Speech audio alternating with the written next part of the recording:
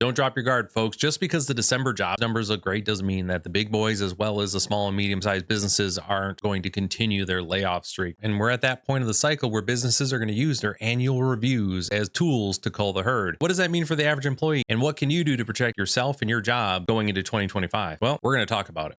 As always, links are going to be in the description, so be sure to go check this out. Microsoft and Amazon are using performance reviews to decide who gets laid off. This is from Fortune. When it comes to layoffs, companies need to have some sort of methodology that they go by. The sooner you can recognize what those indicators may be, the better suited you'll be as an employee to hopefully avoid that. But also for business owners out there, pay attention to what Amazon's looking at because it does apply to small and medium-sized businesses as well. Microsoft wouldn't be the first firm to use performance metrics to guide their layoff decisions. Many companies do this. Amazon has also been doing the same. Before laying off 27,000 workers a couple years ago, Amazon put a large number of employees on performance improvement plans, the notorious PIP. Now, for most people, when they hear that someone has been put on a PIP, a performance improvement plan, they assume it's the first step towards laying that person off. And I've seen that in practice quite a bit. My clients, we don't use them that way, but I understand that there are folks that from a compliance standpoint for HR, prior to releasing someone, they want to put them on a PIP so that they can show that they gave them the opportunity to perform at a higher level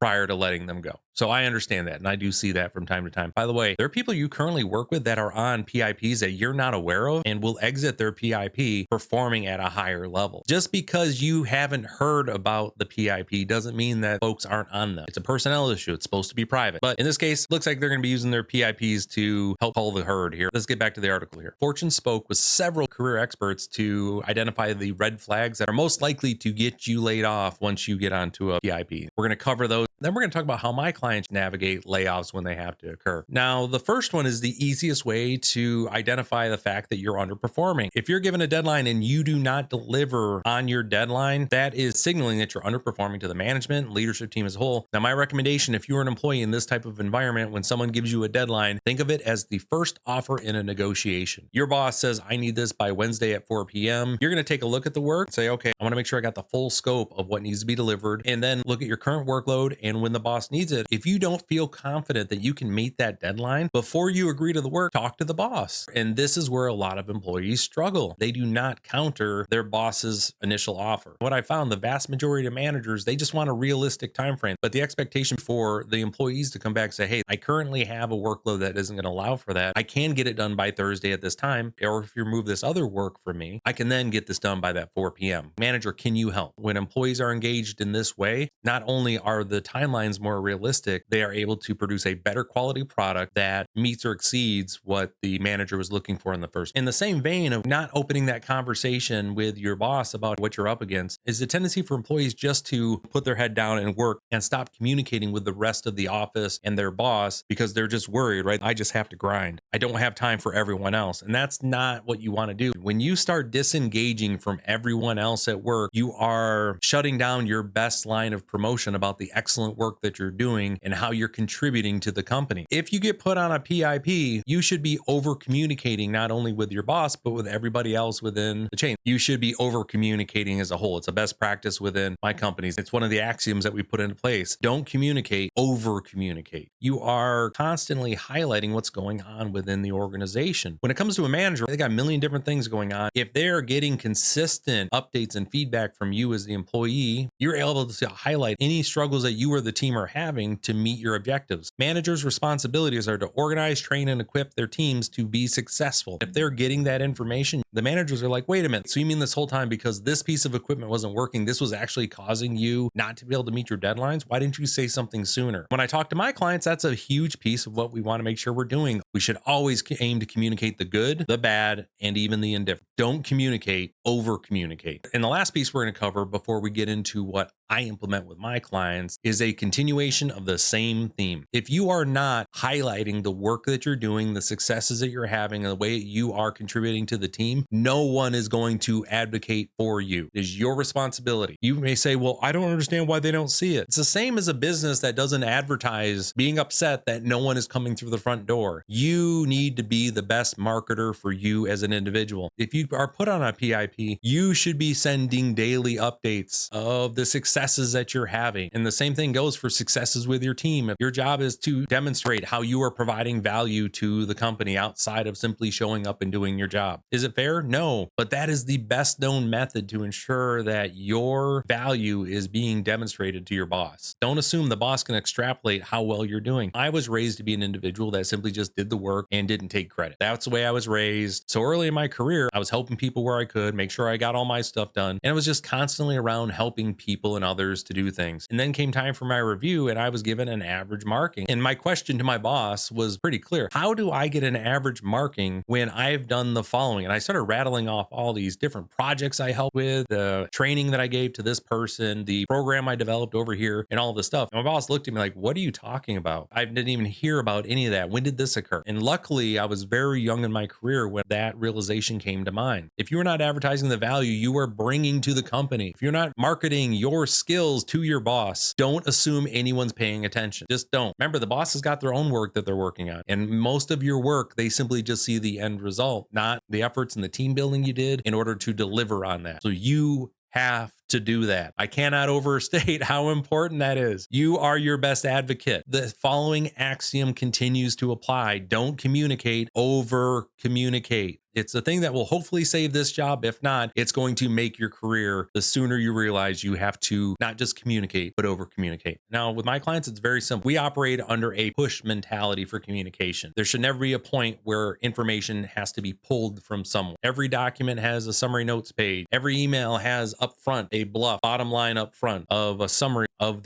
what the person is expected to get from this email. Every day there are updates within a system, within a email chain, within a messenger group, a daily update on exactly what's going on that goes out to everyone plus the boss. And all of that's consolidated into summary notes and things that are then sent up to the next level ad nauseum to the CEO. My executive teams all push information out to board members consistently. So the axiom is information should always be pushed. That's how my clients work. That is the North Star when it comes to how they manage information flow within their organization. Information should always be pushed. All right, folks, so be sure to go check out the article. Again, link is in the description. Now, if you'd like to learn more about how I help my clients grow faster than they ever thought possible, be sure to check out summitbusinessguys.com. Now, hopefully I earned your subscription today. Take care, and I will see you next time.